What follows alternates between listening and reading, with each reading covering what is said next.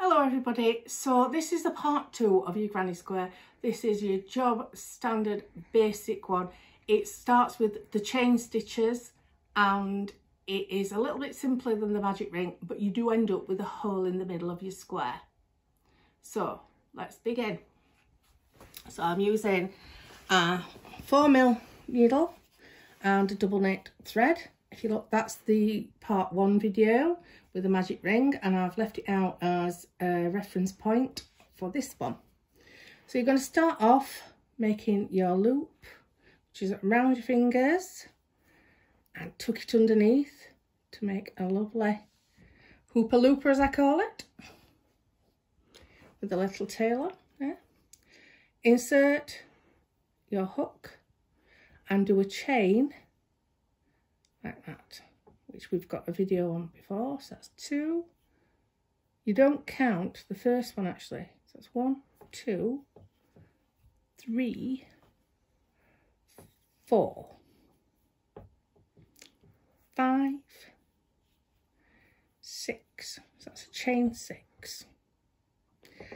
You're then going to insert into the first hooper looper that you made, and you're going to pull it through, and that seals a nice little ring. And you're going to do chain 1, chain 2, chain 3.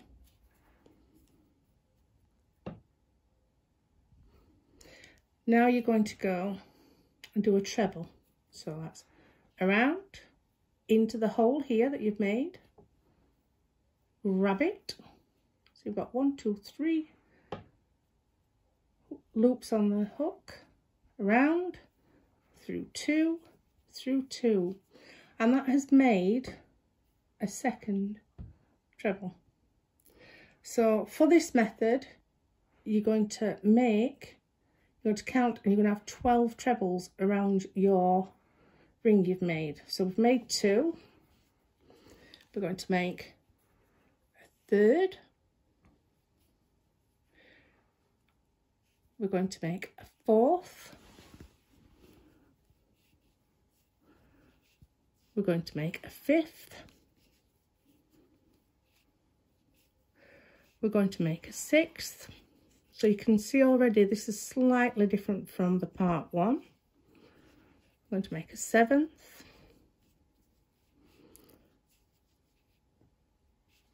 Going to make an 8th.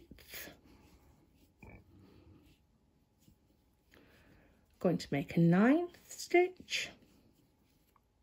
Oops, slipped off. Let's go back and make that again. Make the 9th stitch. Make the 10th. Make the 11th. And finally, make the 12th stitch. You can count them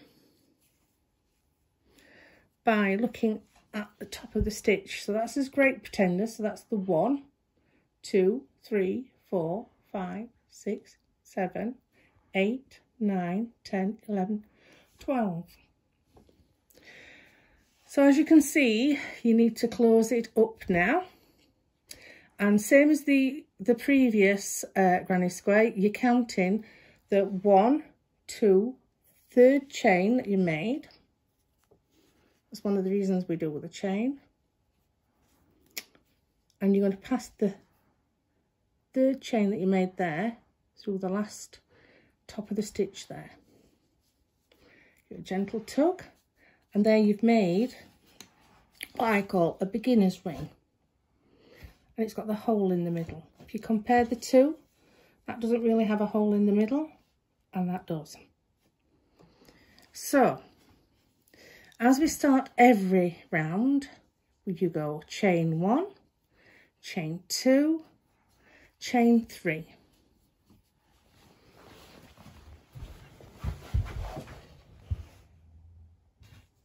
And turn the work.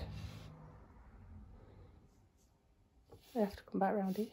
Talking to me video, man. You'll have to come back round it because it'll be the wrong way around. I'll turn. Oh, you just can't get the staff these days. So, same as before, you're going to work into that hole there. One.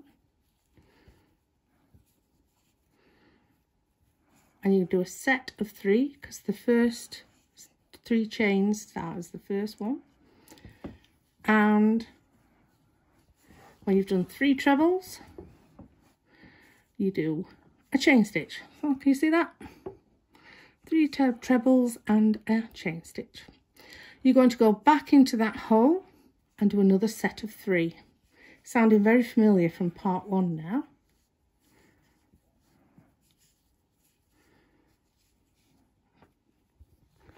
And this is your first corner.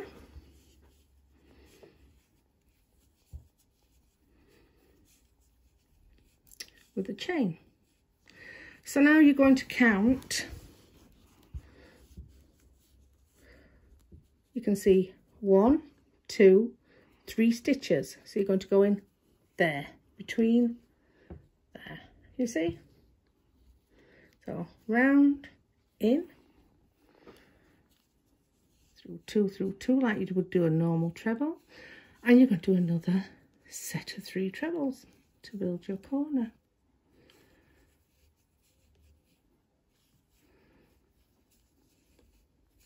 And a chain, and another set of 3 into the same hole.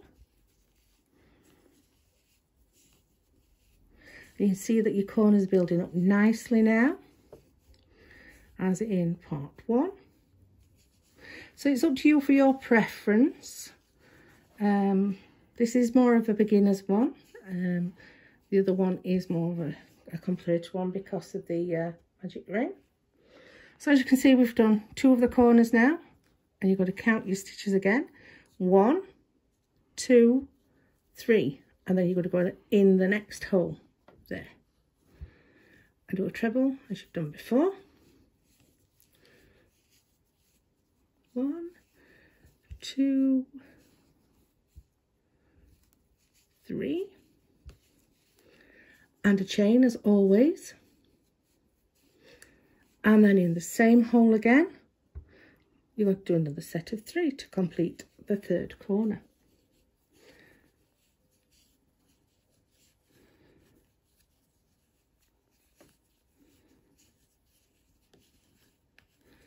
So now, another chain there, and then you should 1, 2, 3 gap there, and you'll always know whether you're right. I'll show you once I've done the first chain, first treble, sorry. I've got 1, 2, 3 stitches left, which is always a good sign. So that's 1 treble in there, 2 treble in there, 3 treble in there. It's just a matter of checking your work. You're working in 3s each time. So that's 1 set of 3 and another set of 3. So granny squares are trebles in sets of 3. You need 2 sets of 3 for each corner, and you need 1 set of 3 for each chain space gap. And they build up each row. So doing my chain. Then to close up, I'm looking for my 1, 2, 3rd stitch up, which is why we always start with a chain stitch on each row. Though sometimes they never let me in. And then pass it through. And then you can do another set of 3 chains through there. So that's 1. Oh, it's a little bit tight, this. 2.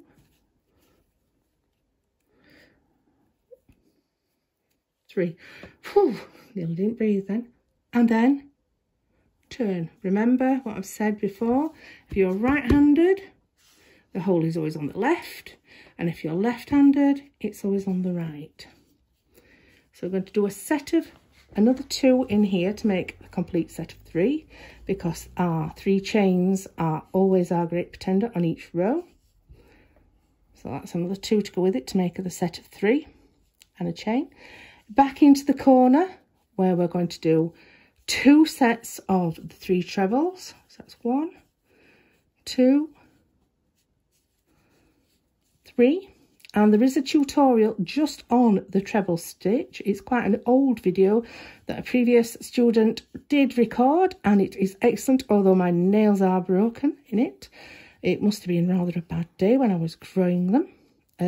As you can see, I've got no nails on at the minute because we are in lockdown, and I have to keep them nice and short at this time. So I'm going into the chain space again, chain space gap, and I'm just doing a set of 3. So as you finish each set with a chain before going into the second corner. So the second corner, as we know, with all corners, is 1 treble, 2 trebles, 3 trebles, and a chain in the middle, and another set. Each row builds up, increases the chain spaces, gaps between, and that's how your granny square grows. Always keep focus that you are working in 3s, and it should balance, and they should all look the same. So you can either do one great big granny square that just keeps building, building, building, or you can do lots of little squares that all look the same, and they'll all match up. If they don't, it's just a matter of your tension that you need to watch. So back into the 3rd corner now. So that's 1,